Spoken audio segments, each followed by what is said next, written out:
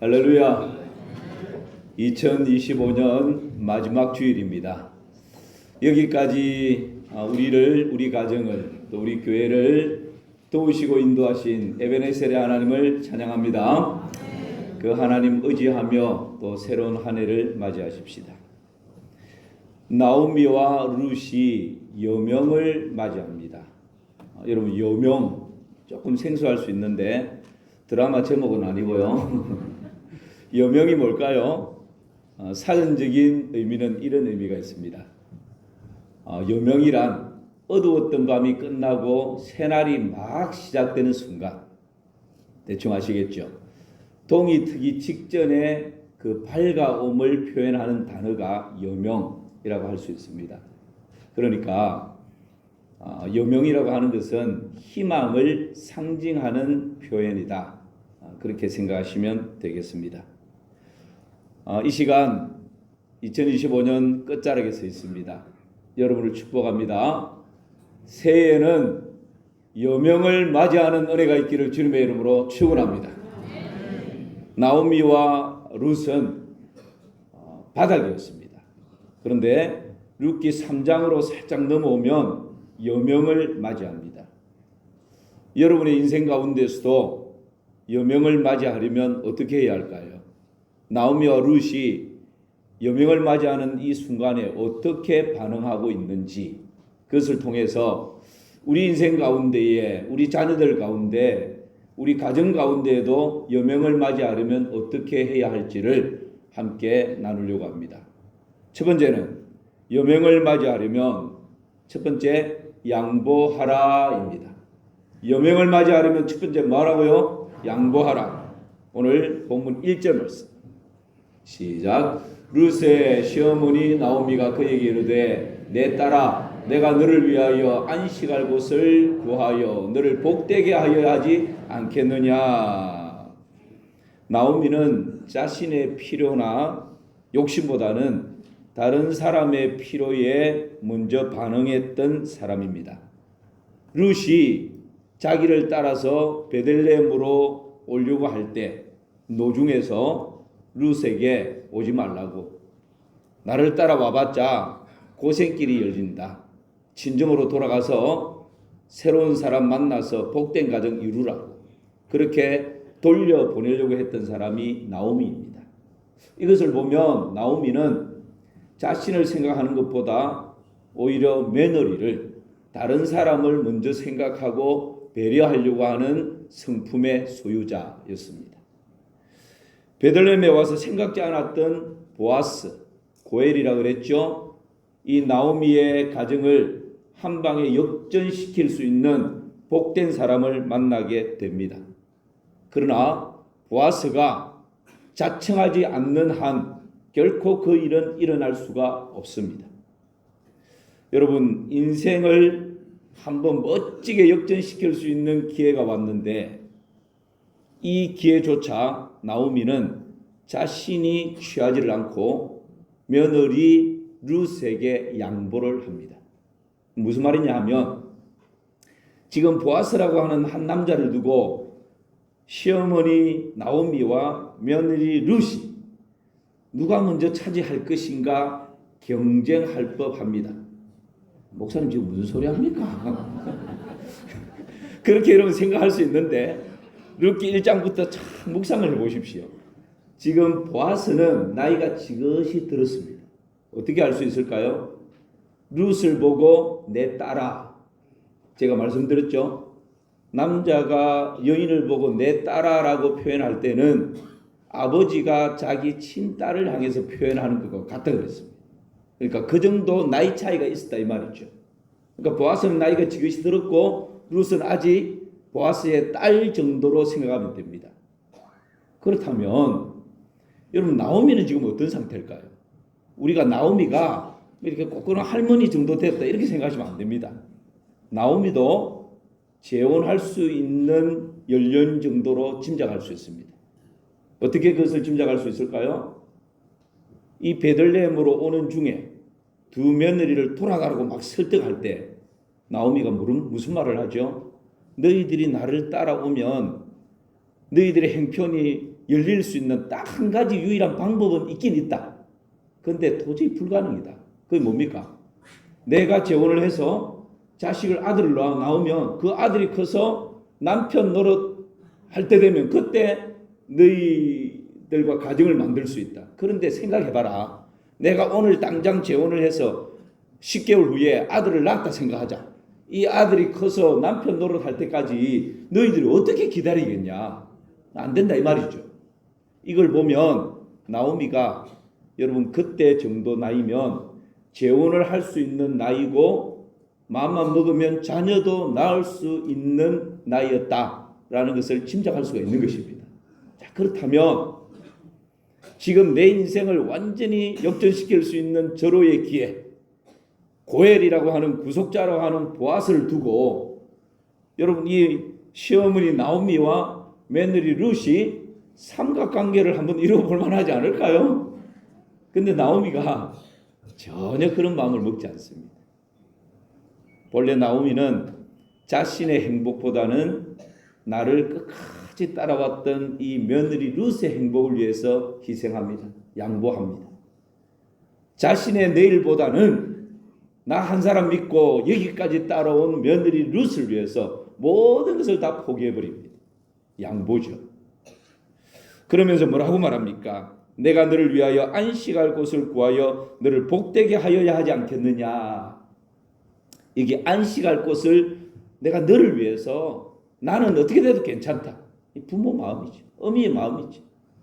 나는 내 인생 여기서 끝나도 상관없다. 그런데 나 한 사람 믿고 따라온 너는 안식할 곳을 구해주는 것이 내 임무다. 그리고 내 인생이 복되게 되는 것이 내가 해야 될 일이다. 안식할 곳, 복되게 한다. 이 말이 무슨 말일까요? 단순히 조금 쉴 수 있는 공간을 말하는 것이 아닙니다.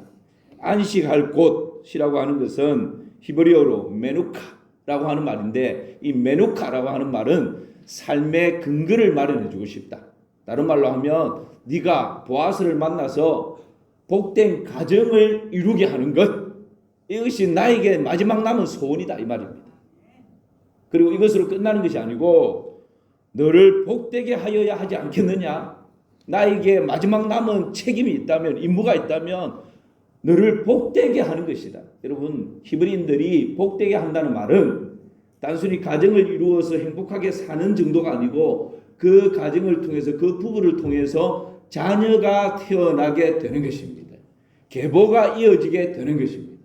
그러니까 지금 나오미는 자신을 던져서 자신을 희생해서 자신이 양보해서 나를 따라온 며느리 룻이 보아스와 재혼을 해서 가정을 이룰 뿐만 아니라 그 보아스의 자녀를 낳아서 믿음의 계보가 이어지게 만드는 것. 이게 안식할 곳이고 복되게 하는 것이죠.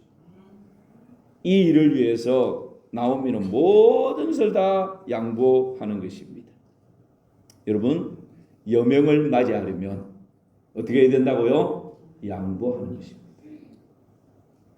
결과가 어떻게 됐죠? 3장과 4장으로 넘어가면 나오미는 모든 것 포기하고 희생하고 며느리 룻에게 모든 것을 다 양보했는데 룻이 잘 되니까 나오미도 덩달아서 족보에 이름을 올릴 뿐만 아니라 그 룻이 누리는 영광을 함께 누리게 되는 것입니다. 그 인생의 여명이 밝아지게 되는 것입니다. 그런 은혜를 누리시기를 주님의 이름으로 축원합니다. 아브라함을 보십시오. 조카 롯과 갈등이 생깁니다. 종들끼리. 그때의 삼촌 정도 되면 조카 롯을 불러다가 야 우리가 친족인데 이렇게 갈등을 가지고 싸워서 되겠냐? 내가 삼촌이니까 이곳에 내가 머물 테니까 너는 너희들 종들 데리고 저기 가서 머물러. 여러분 권위를 가지고 딱 그렇게 정리할 수 있지 않을까요? 그런데 아브라함은 그렇게 하지 않습니다. 조카를 불러서 조카야 이 들판을 봐라. 우리가 친족인데 이렇게 갈등하고 싸워서 되겠냐? 네가 먼저 선택해. 네가 좌하면 내가 우하고 네가 우를 선택하면 내가 좌를 선택할게. 다 양보해버립니다. 그때 조카 롯이 어디를 선택하죠? 소돔과 고모라. 눈에 보기에, 육신의 눈에 보기에 여명입니다. 희망이 있는 곳입니다. 아브라함은 그 소돔과 고모라를 양보해버리고 육신의 눈으로 볼 때는 어둠입니다. 캄캄합니다. 희망이 전혀 없는 땅입니다. 아마 쓸쓸했을 것입니다. 근데 결과는 어떻게 됐죠? 육신의 눈으로 보기에 여명이었던 소돔과 고모라는 머지않아서 척박하고 어두운 땅으로, 멸망의 땅으로 변해버립니다. 그리고 조카에게 모든 것을 다 양보하고, 육신의 눈으로 볼 때 어두운 땅, 척박한 땅이었는데 아브라함의 인생 가운데 그 어두운 땅에서 시간이 가면 갈수록, 세월이 흐르면 흐를수록 하나님이 예비하시는 여명이 점점점 밝아오게 되는 것입니다. 이것이 여러분 양보할 때 하나님께서 일하시고 행하시는 것이죠. 이 시간 예배 가운데 나오신 여러분들을 축복합니다. 양보를 통해서 하나님 예비하신 여명을 맞이하는 은혜가 있기를 주님의 이름으로 축원합니다. 어떤 사람이 은혜 가운데 천국과 지옥을 한번 경험했답니다. 먼저 지옥을 가봤습니다. 지옥에 갔더니 식사 시간입니다. 그런데 지옥의 식사 시간은 전쟁이었습니다. 가만히 보니까 지옥의 식사는 반찬이 지렁이 반찬, 바퀴벌레 반찬, 구더기 반찬 이럴 줄 알았는데 지옥의 식사가 너무 거창한 거예요. 진수성찬을 차려놨습니다. 그리고 식사에 규칙이 있는데 1m가 넘는 긴 젓가락을 가지고 식사를 먹어야 되는 거예요. 그런데 지옥에 온 사람들이 이 1m가 넘는 긴 젓가락을 가지고 서로 맛있는 것을 먼저 먹으려고 싸우고 찢고 볶고 하니까 젓가락 가지고 눈을 찌르고 칼싸움을 하고 난리가 났습니다. 그야말로 식사 시간이 전쟁터입니다. 지옥입니다. 혀를 끌끌 차면서 이번엔 천국을 가봤대요. 천국에는 마음만 먹으면 모든 것이 다 있을 줄 알았는데 천국도 식탁을 보니까 지옥의 식탁과 메뉴가 똑같더랍니다. 진수성찬이에요. 그리고 천국의 식사 방법도 1m가 넘는 젓가락을 가지고 먹어야 되는 거예요. 그런데 분위기는 완전 극과 극이었습니다. 천국의 식사는 웃음꽃이 끊이지 않고 서로 기뻐하고 즐거워하고 화목하고 행복과 사랑이 가득한 거예요.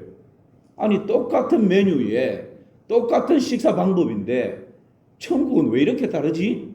라고 자세히 보니까 식사를 하는데 서로 먼저 양보하는 거예요. 테이블 건너편에 앉아있는 김집사를 보고 김집사 뭐 먹을래? 내가 찝어줄게. 군만두? 그러면 군만두 해가지고 해서 먼저 넣어주고 먼저 받아 먹은 사람이 이 집사는 뭐 먹을래? 그러면 여기서 탁 하면 그거 갖다가 먹여주고. 그럼 뭐가 차이가 나죠?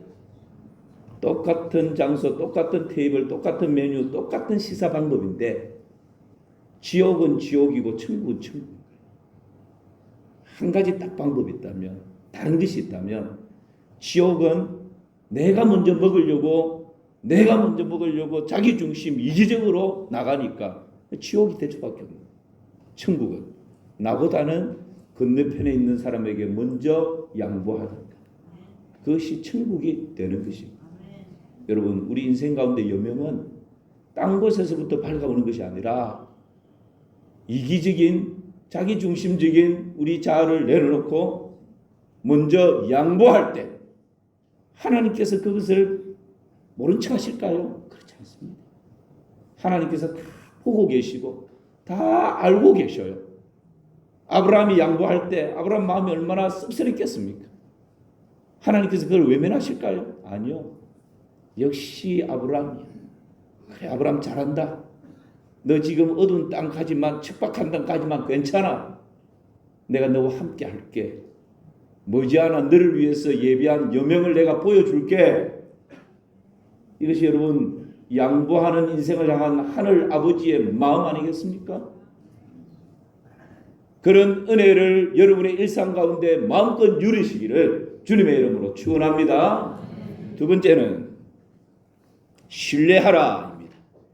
여명을 맞이하려면 두 번째 말하고요, 신뢰하는 것입니다. 여러분 룻기 3장 3절 4절 말씀 같이 한번 보실까요? 함께 읽습니다. 그런즉 너는 목욕하고 기름을 바르고 의복을 입고 타작마당에 내려가서 그 사람이 먹고 마시기를 다 하기까지는 그에게 보이지 말고 그가 누울 때에 너는 그가 눕는 곳을 알았다가 들어가서 그의 발치 이불을 들고 거기에 누우라. 그가 내 할 일을 내게 알게 하리라 하니. 여러분 지금 시어머니가 며느리에게 보아스를 어떻게 하면 차지할 수 있는지 그 방법을 지금 구체적으로 알려주고 있습니다. 지금 보아스가 어디에 누워 있다고요? 타작마당 보십시오. 그런 정도는 목욕하기를 바라고 쭉쭉쭉쭉 가서 의복을 입고 타작마당에 내려가서, 여러분 이 타작마당은 어디에 위치했을까요? 성으로 들어오는 성문 옆에 주로 타작마당이 있었습니다. 왜 그랬을까요? 알곡과 쭉정이를 가리기 위해서는 동서남북 360도 탁 트인 곳에 어디에서 바람이 불어오든지 그 알곡과 쭉정이를 가릴 수 있는 장소가 타작마당입니다. 그래서 성문 곁에 양사방이 탁 트인 곳입니다. 그리고 이 타작마당은 곡식이 있기 때문에 늘 종들이 왔다 갔다 하면서 종들이 지키고 있습니다. 그리고 이 타작마당에는 항상 종들이 지킬 뿐만 아니라 사람들이 왕래하는 곳이 이 타작마당이죠. 그런데 여러분 위험한 곳 아니겠습니까? 한적한 곳이 아니에요. 이 타작마당에 보아스가 지금 누울 때 이 룻에게 뭐라고 가르칩니까? 가서 보아스의 발치 이불을 들고 거기 누우라. 그렇게 하기 전에 3절과 4절을 좀 자세히 보세요. 이 나오미가 며느리 룻에게 이 꽃뱀 이 지금 뭐 그런 말 있죠. 꽃뱀 수업을 지금 가르치고 있는 듯합니다. 보세요. 그런즉 너는 뭐하고? 목욕하고, 그 다음에 몸에 뭘 바르고요? 기름을 바르고, 그 다음에 뭘 입고? 의복을 입고. 아마 이 의복 입는 것도 남자를 꼬시기 위해서 뭔가 이렇게 야시시한 그런 의복을 입으라 그런 거 아니겠습니까? 내려가서 그 사람이 먹고 마시기를 다 하기까지는 그에게 보이지 말고, 무슨 말입니까? 이 남자가 이제 배가 부르고 또 포도주 한잔 해가지고 알딸딸할 때, 기분 좋을 때, 그때를 기회를 노려서 그 다음에 뭐라고요? 발치 이불을 들고 거기 어떻게 해라? 들어가라. 야, 여러분 이거 꽃뱀 수업 아닙니까 이거? 시어머니가 지금 며느리 룻에게 이걸 가르치는 거예요.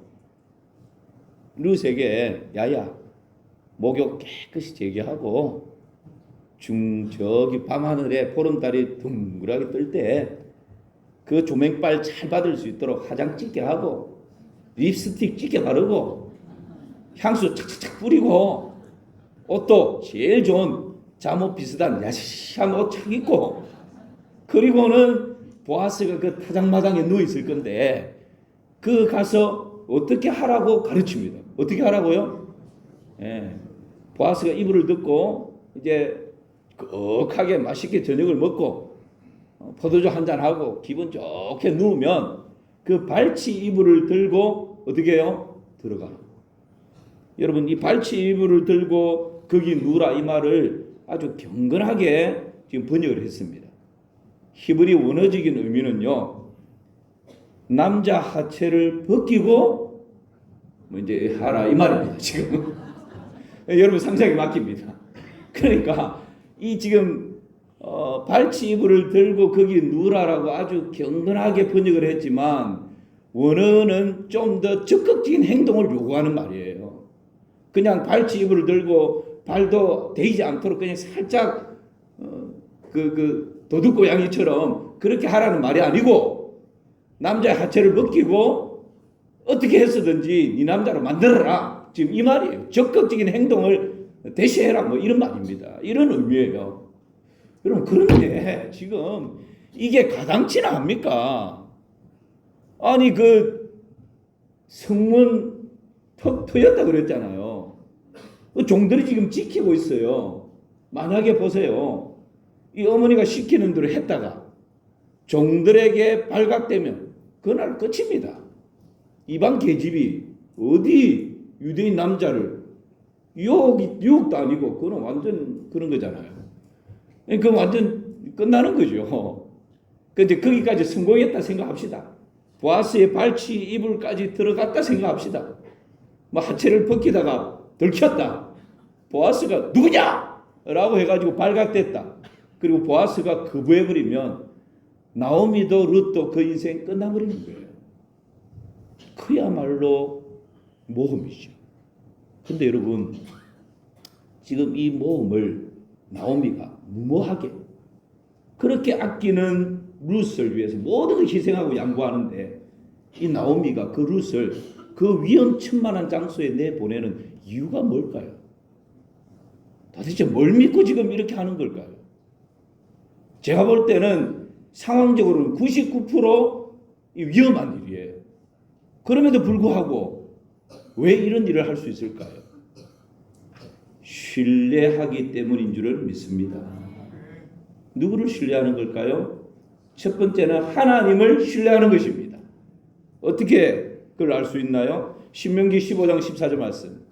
시작. 내 양 무리 중에서와 타작마당에서와 포도주 틀에서 그에게 부이 줄지니 곧 내 하나님 여호와께서 내게 복을 주신 대로 그에게 줄지니라. 여러분, 나오미는 구약의 율법을 알고 있었습니다. 하나님이 어떤 분이신지를 알고 있었습니다.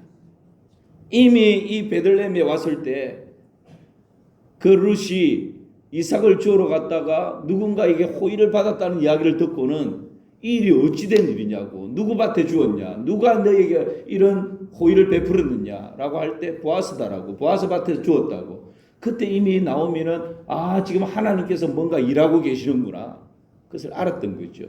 그리고 율법을 알았기 때문에 율법의 신명기에 보니까 뭐라고요? 추수할 때, 타작을 할 때, 과일을 딸 때, 그때는 이 유대인들은 하나님에 대한 감사가 가장 풍성할 때입니다. 우리로 말하면 추수감사주일과 같은 때입니다. 그때는 마음이 넉넉하기 때문에 객과 가부와 과든 이방이든 누가 오더라도 넉넉하게 은혜를 베풀고 사랑을 베풀고 뭐 필요한 음식들을 다 제공하는 그런 마음을 가지고 있는 거예요. 지금 어느 때라고요? 바로 타작하는 때, 추수하는 때.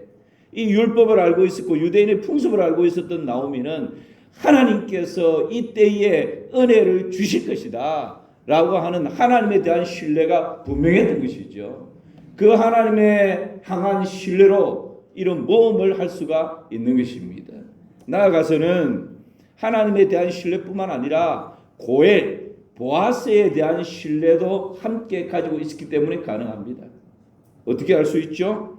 오늘 본문의 4절을 한번 보시기를 바랍니다. 4절 시작. 그가 누울 때에 너는 그가 눕는 것을 알았다가 들어가서 그의 발치 이불을 들고 거기 누우라. 그가 내 할 일을 내게 알게 하리라 하니. 보십시오. 네가 발치 이불을 들고 거기 들어가라. 하체를 벗기고 어떻게 해라. 이걸 지금 노골적으로 며느리 룻에게 시킵니다. 위험천만하죠. 그런데 나오미의 말을 보십시오. 거기 누우라. 노란 색깔 글씨입니다. 말씀입니다. 그가 내 할 일을 네게 어떻게 한다? 하나님에 대한 분명한 신뢰가 있었을 뿐만 아니라 고엘, 구속자인 보아스에 대한 신뢰를 가지고 있었던 것입니다. 네가 그렇게 해도 보아스는 너를 내치지 않을 거야. 보아스는 너를 거부하지 않을 거야.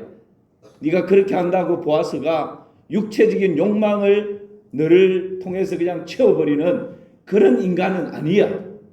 만약에 네가 그렇게 하면 보아스는 분명히 너를 보호할 뿐만 아니라 이후에 네가 어떻게 행동을 해야 할 것인지를 정확하게 너에게 가르쳐 줄 것이라. 여러분, 이것이 지금 위험천만한 일을 위해서 가는 룻의 마음을 형식적으로 안심시키기 위한 방법으로 지금 이 말을 하는 것일까요? 아니요. 하나님에 대한 신뢰가 분명했고 고엘, 구속자인 보아스에 대한 신뢰가 분명했기 때문에 여러분 이런 모험을 할 수 있는 것입니다. 여러분의 일상 가운데 그런 은혜를 누리시기를 주님의 이름으로 축원합니다. 남편에 대한 신뢰를 놓지 마십시오. 바닥을 친다고 잘못 만났나 후회하고 신뢰의 끈을 놓아버리는 그런 분들이 없기를 주님의 이름으로 축원합니다. 아내에 대한 신뢰의 끈을 놓지 마시기를 바랍니다.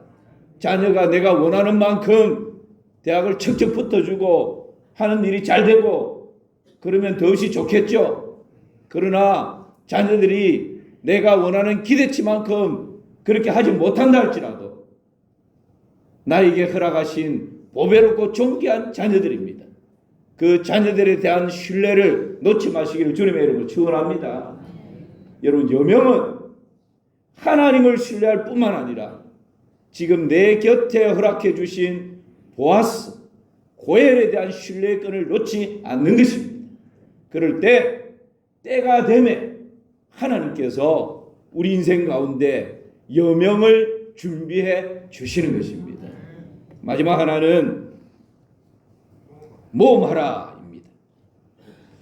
한 남자가 시골 식당에서 점심 식사를 했습니다. 계산하려고 주머니를 찾았는데 지갑이 없습니다. 주인에게 사정을 합니다. 내가 지금 집에 지갑을 놓고 왔다고. 그러니까 지금 가서 지갑을 가지고 와서 식사비를 지불할 테니까 1시간만 기다려달라고. 근데 주인이 무뚝뚝합니다. 이 손님을 향해서 아래 위로 훑어보면서 아니 단골도 아닌 사람이 오늘 처음 와가지고 내가 당신을 어떻게 믿고 1시간을 기다리느냐고. 말도 안 된다고. 당신 사기꾼이네. 그 얼굴에 그렇게 써져 있네. 막 이러면서 몰아붙입니다. 이 사람은 지금 황당한 일을 당하고 있는 거죠. 그때 종업원이 주인에게 이렇게 말합니다. 주인님, 이분을 보니까 정말인 것 같습니다. 믿어도 될 만한 사람인 것 같습니다. 만약에 1시간 안에 지갑을 가지고 오지 않으면 오늘 이 식사비는 제가 지불하겠습니다. 그런 이분 믿고 한번 보내봅시다. 주인이 손해될 거 없으니까 그래 너 책임지는 거야? 그러고는 보냈습니다. 1시간도 채 되기도 전에 같은 사람이 막 헐레벌떡 숨을 몰아쉬면서 왔습니다. 그리고는 식사비가 얼마였죠? 식사비를 지불합니다. 그리고는 내가 이 식당을 팔려고 내놨다는 이야기를 들었는데 얼마에 내놨습니까? 그렇게 묻습니다. 주인이 본래 내놨던 금액보다 훨씬 올려가지고 3만 프랑에 내놨습니다. 그럽니다. 그러니까 이 사람이 즉석에서 3만 프랑요? 제가 사겠습니다.